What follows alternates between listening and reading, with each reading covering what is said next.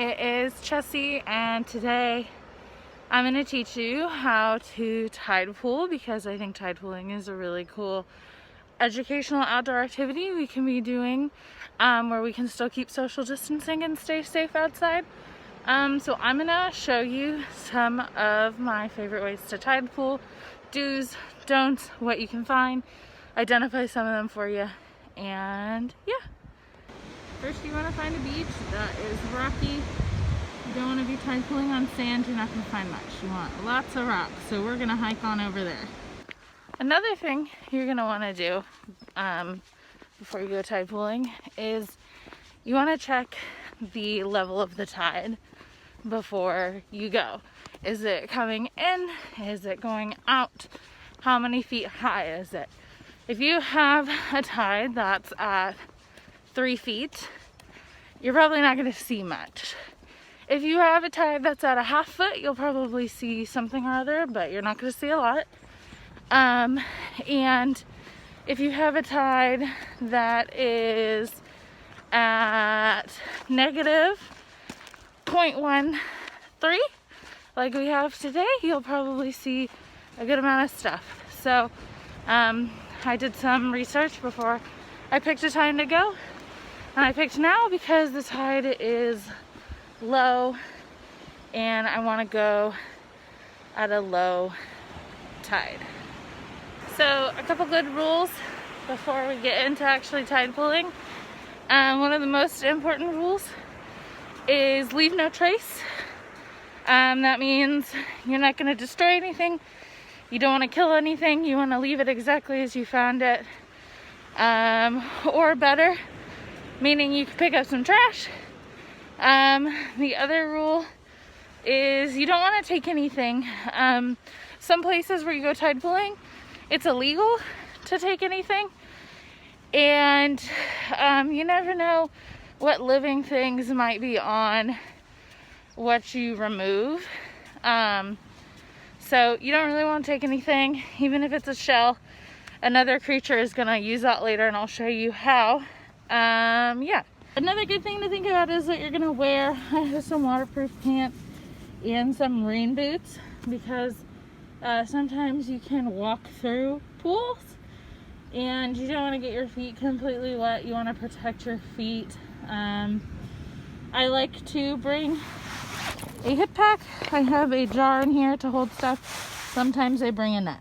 Now, my favorite way to tide pool is just to pick a pool, get really low, and start scanning it slowly, calmly. A lot of really cool things that you're gonna find are going to be small, okay? Here's our first find of the day. This is a purple sea urchin. They move with tube feet, and you can see this guy is currently moving right now. You can see all their beautiful tube feet. This is how they find food, how they understand their environment. Super duper cool. And this is what they look like when they die. They have a skeleton, and this is what their skeleton looks like.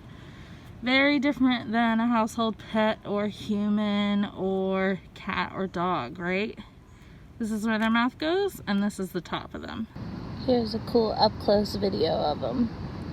Look at those tube feet. And so these guys are actually related to sea stars, and this is the thing they have in common, these tube feet.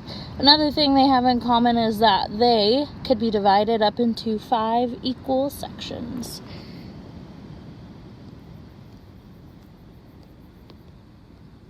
Now there are some things you can pick up and lift and look at out of the water, and one of them is this awesome mussel shell. This is a type of bivalve, meaning when it was alive it had 2 shells put together, and this really shiny stuff on the inside is called mother of pearl, and they're a fun thing to pick up and look at, as long as you make sure you put them right back where you got them. So here's why I was saying you should never take shells from the ocean. So this is actually a sea urchin, or not a sea urchin, this is actually sea anemone. and it's out of the water because there's low tide right now.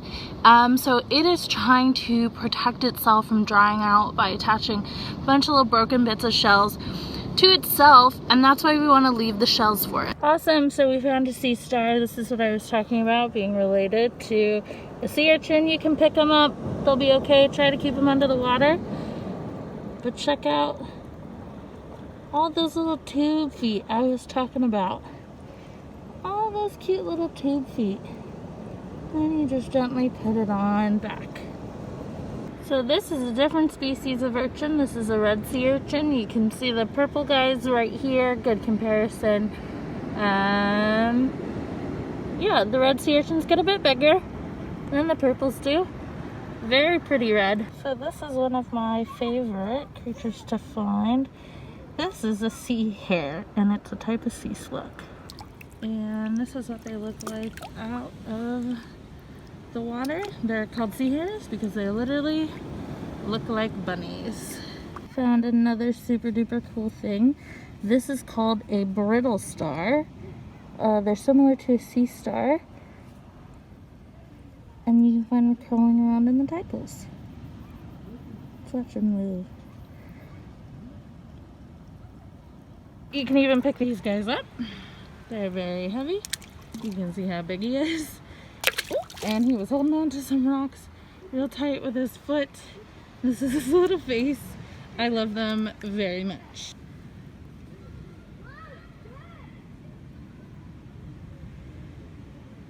Do you like me?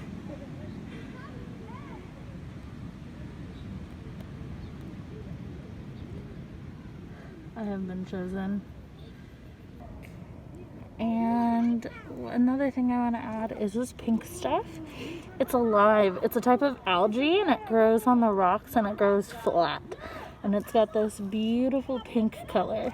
And you can also touch the sea anemones. They have stinging cells, but your skin is too thick to be hurt by them. It's going to feel a little sticky, and it's going to respond and close it.